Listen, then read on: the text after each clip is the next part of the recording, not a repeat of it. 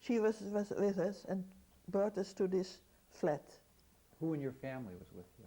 My father and my mother. Anyone else? Nobody else. My brother was in hiding already, and only later on he found us back. Had Tina made all the preparations? Tina made all the preparations. But the funniest thing is that she didn't know really. The family who was living in this flat, she had the key of this flat, didn't know we were there.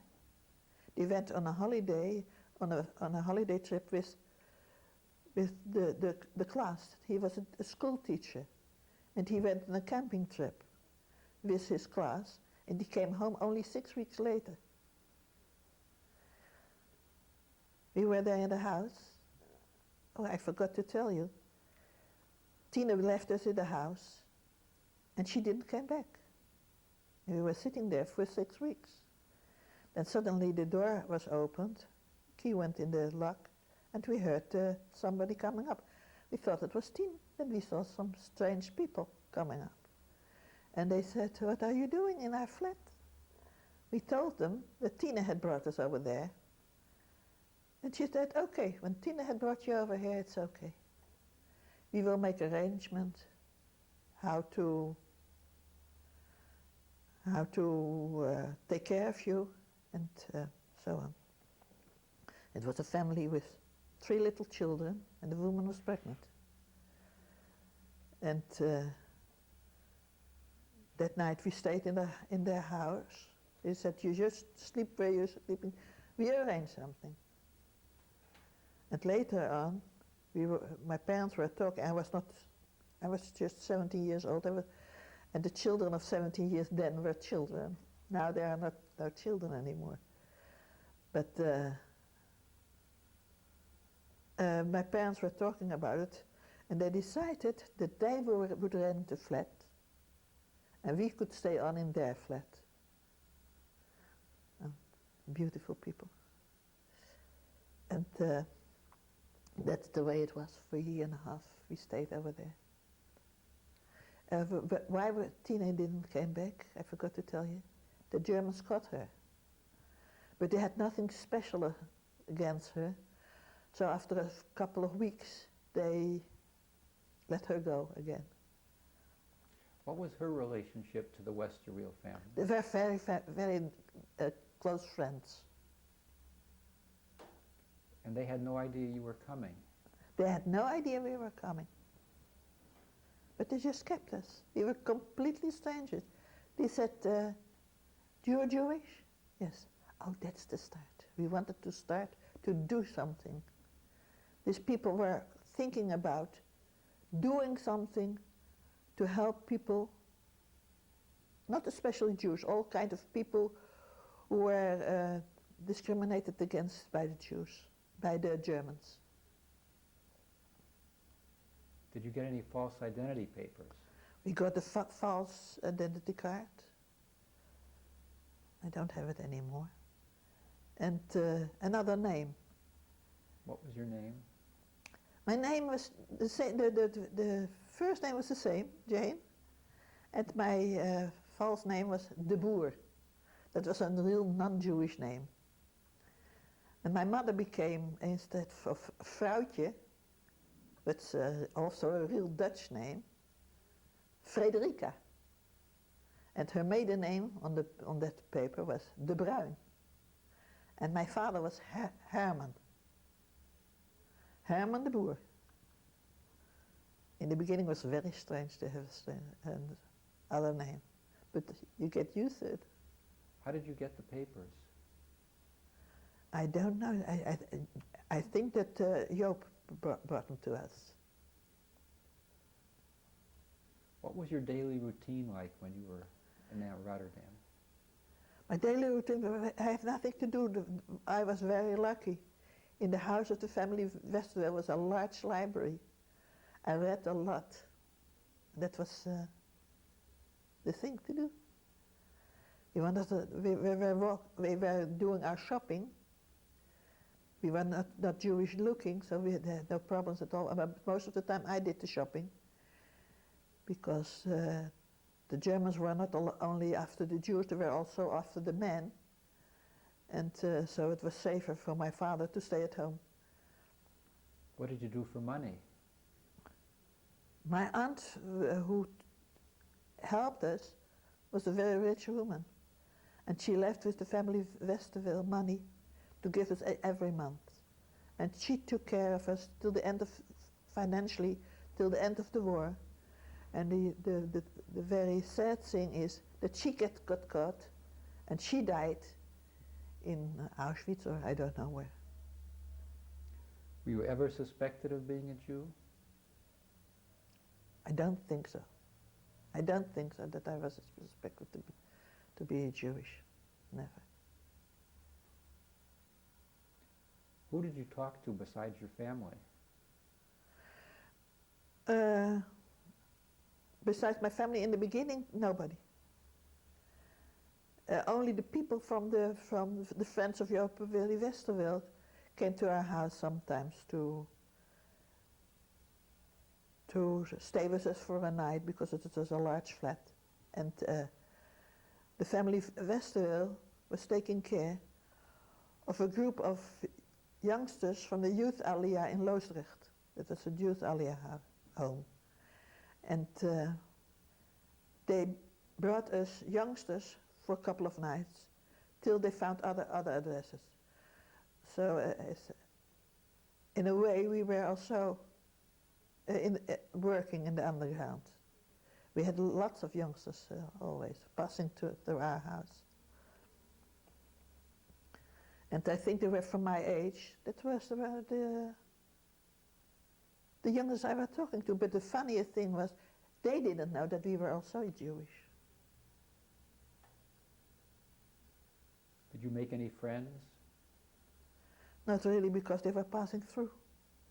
There's only one boy who stayed at our home for a year and a half. And he stayed for a year and a half, and afterwards I never heard about him anymore. He's living now here in Israel, and by accident I met him once, and he didn't recognize me. I told him so. He said, "Oh yes, I remember." But that was all. I had no contact with him anymore. Why did the Westerville family move out of their apartment? They thought it was dangerous for us to go to a strange apartment. They said that for them they had nothing to hide. So they moved out of the apartment. There was also lots of people in The Hague. Was the part of The Hague near the sea was, how do you call it? My English. The people had to move from the seaside. So there were a lot of people from The Hague looking in other places also for flats. So it was not strange. I think they did like they were from The Hague. So the neighbors in your building never were suspicious? I don't remember them even anymore. I don't know them. Did anyone talk about what was happening to the Jews in Europe? I don't think so. They were talking about. They were in working camps. Slowly there came some news from people was dying, but not in the how many there were. I know there were people caught in 1941 already. They were picked up from the street, and they moved them to, how do you call it? Dachau, I think, concentration camp Dachau. And afterwards they died from illness, they told them. But all died from illness. But exactly what happened, we didn't know. Did you ever witness any anti-Jewish actions by the Germans?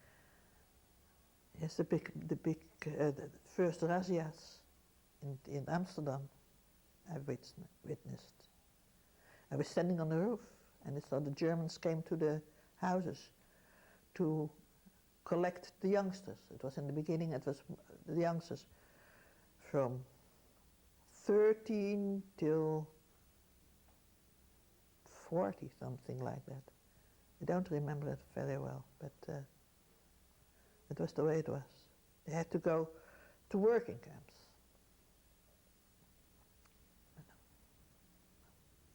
Did anyone else from your family come to live with you when you were in Rotterdam? Yes. My son of my mother's eldest sister came, and my grandfather. The son of my cousin stayed for us with us till the end of the war. My grandfather died during the occupation.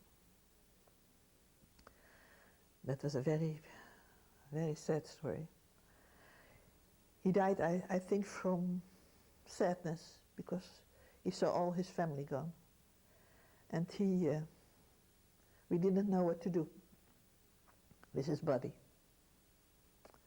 My father knew where his brother was in hiding, also in Rotterdam. He went to his brother and told him that grandfather had died. And he didn't know what to do. My uncle came to our place, and they decided to wait till it was dark. They dressed my mother, washed my grandfather,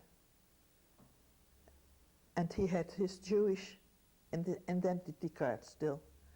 They folded his hand on his chest and put his identity card between his chest and between his hands, and they put him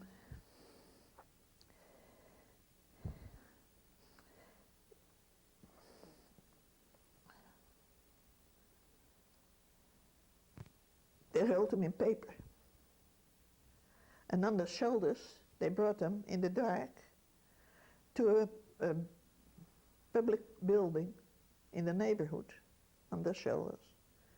And they put him on the streets. They left him over there. And they came back under stockings because they didn't want, I don't know if it helped, they didn't want to make the same tracks back. They went also not straight, they went around the block, I don't know exactly. The next day they came searching with police dogs where he came from, but they didn't find the place where he came from. Much later we heard that the underground had found him, had sent his body to Amsterdam and buried him in the Jewish cemetery near Amsterdam. But that we heard only after the war. It was a very large shock. That was the grandfather who told us always stories, always happy stories.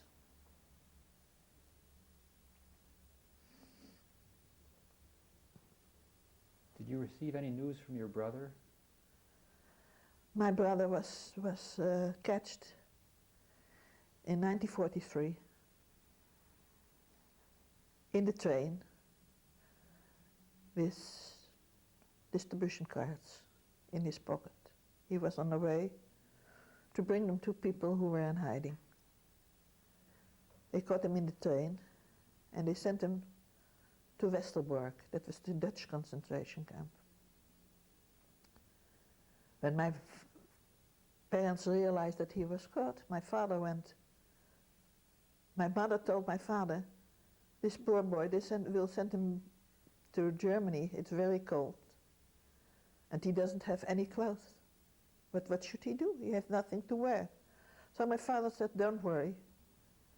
I will bring some clothes to the Joodse Raad. That was the Jewish, I don't know how you call that.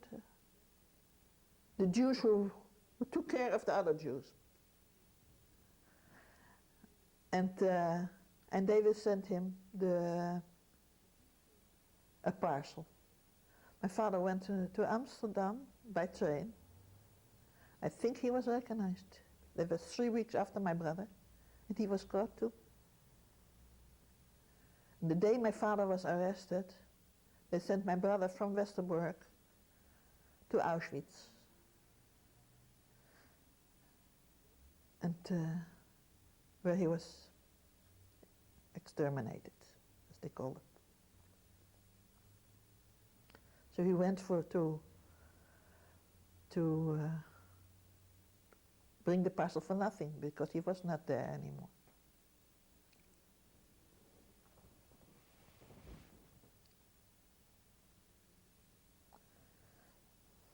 Did you have any contact from your father? Yes, we had some contact with my father, not directly. My father he was first in a prison. They brought him in a prison in Scheveningen. And from there they sent him also to Westerbork. In Westerbork he became ill, he got pneumonia.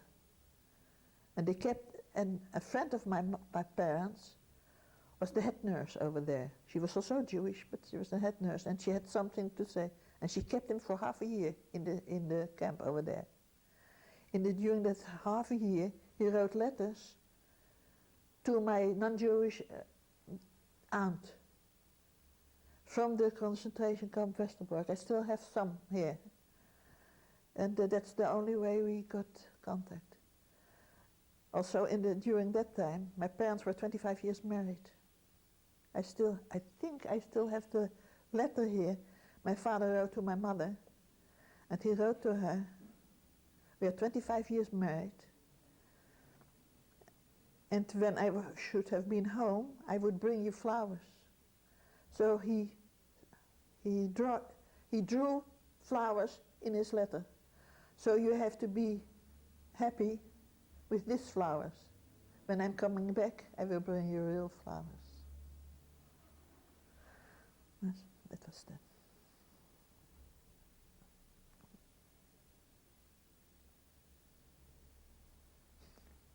How did you find out what happened to him? After the war. When we came back from the war, we were looking for a flat. That was when we came to Amsterdam, it was in August 45. And we were looking for a flat.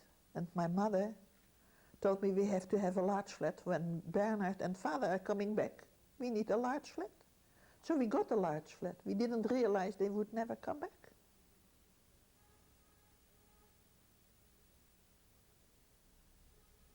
What was it like in Rotterdam after your father left? Very difficult.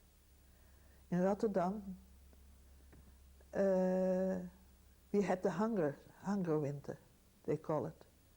The Germans took all the food what was from the shops and from everywhere, and brought it to Germany, because in Germany there was not enough food.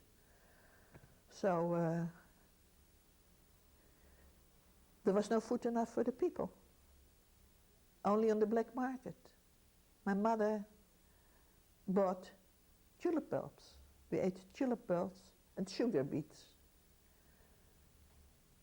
And we had no heating in the house. And we had to find something to warm ourselves. We were living not far from the harbor of Rotterdam. There used to be little trains going over there from harbor to harbor. And these little trains were, I don't know, went on coal. And the little pieces of coal were all around the tracks. So we were digging for little coal for hours and hours, not only we, but all the people from the neighborhood were digging for coals. And I remember we were sifting the ground. We were sifting the ground, and when I came home, most of the time I went by myself. When I came home and I had a bag like this size, I was very happy. And I was busy there for hours and hours. And the pieces of coal were very tiny. but we had a little stove. We had a little stove. I don't know exactly how it worked. We put the little coals inside, and then we were able to cook them because there was no light and no gas. And with tiny pieces of wood, I don't know.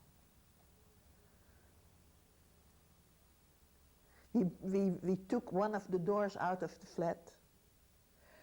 Oh, I forgot to tell you, we were not in the flat of Westerwil anymore. Where did you go? We were living for a year and a half in the flat of Westerwil. Then we had to move because it became very dangerous.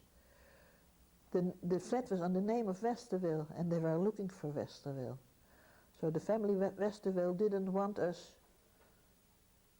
to be in danger, so they rented a flat for us in another part of the city.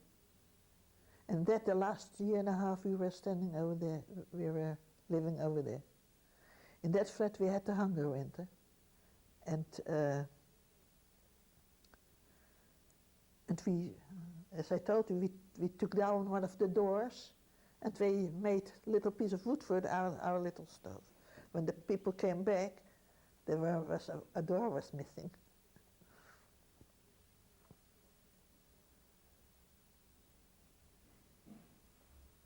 I have so many memories, and I don't know how to put them in line because everything is getting mixed up.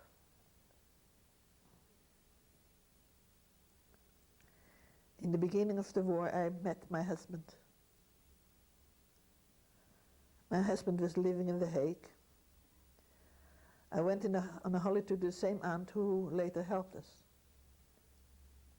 It was in 1941, I think. 1941, yes. My cousin was engaged to be married to a Jewish boy. And when we went out, we went with the three of us. So her fiancé told us that's not nice. 2 girls and 1 boy. You know, I have a little brother at home. So you're the same age as you are. Do you want to meet him? I said yes. This little boy became my husband later on.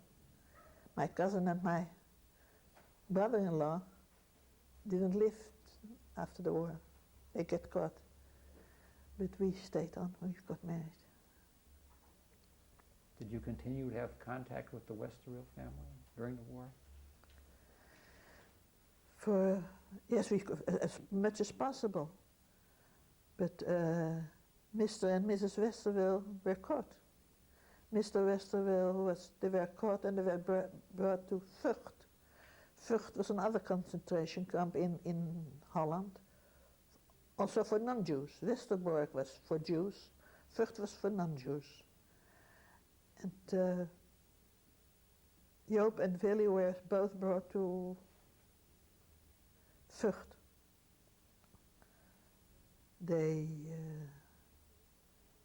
And the 4 children at that time had to go in hiding because they were asking. They tried to get through to catch the children so they would speak. They didn't speak at all, and they didn't got to kill children. One day, Willy Westerwil heard every day when people were executed. There were people executed every day.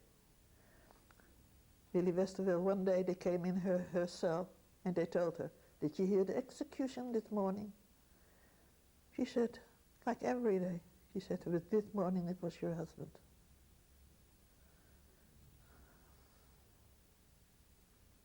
They brought Willy Westerwil to Ravensbrück, where she stayed till the end of the war.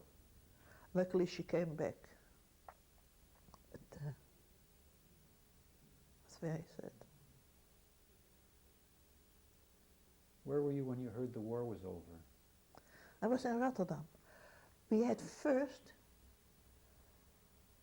about half a year before the end of the war, there was the invasion of, a year before the end of the war, there was the invasion in Normandy.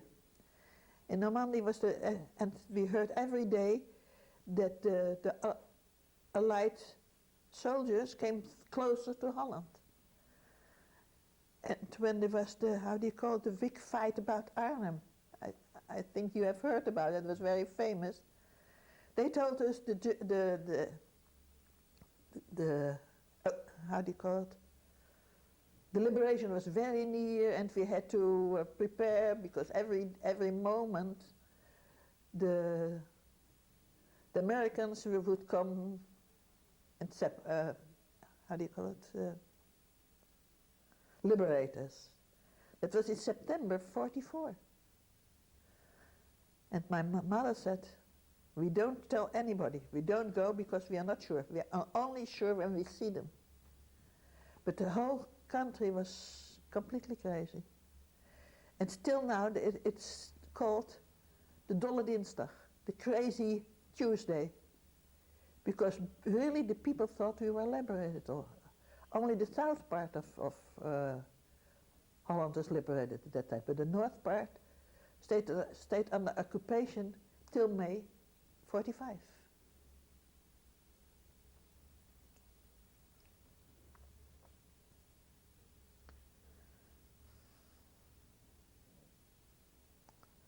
It's a very strange time.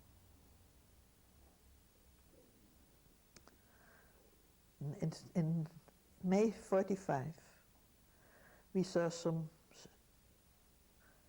military cars passing by our street. And I was looking at them, and soldiers came out. And I said to my mother, that's very strange. They are not German soldiers. And they were the Canadian soldiers. Then we knew really that we were liberated.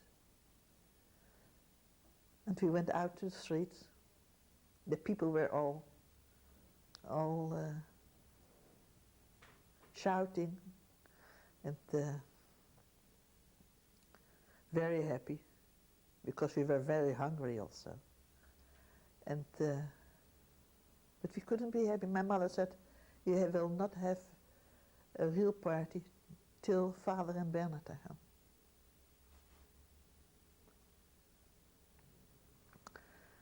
We never had a party.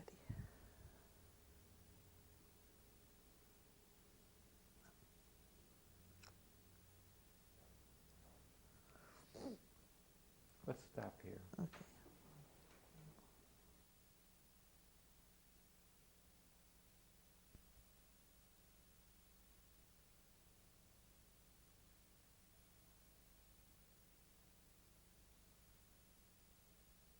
Jane Fresco. You say you had a lot of memories that were not quite in order. Would you like to go back and tell us some of them? Yes, one of the memories was that when we went in our second house, I was very bored. I had nothing to do. As I told you, in the house of Westerwil was a large library. In this house there was nothing. So I spoke to Joop Westerwil about that I have nothing to do. I'm very bored. He said we can use some help in our school. He was the headmaster of a Montessori school. So I went to work there for a short time, and later on, after the second bombardment of Rotterdam, Rotterdam was bombarded 2 times, they moved a lot of children out of town in a little village near Rotterdam. And there they made in a big hall of I think a cafe, a hall. They made a kind of school. I had to go every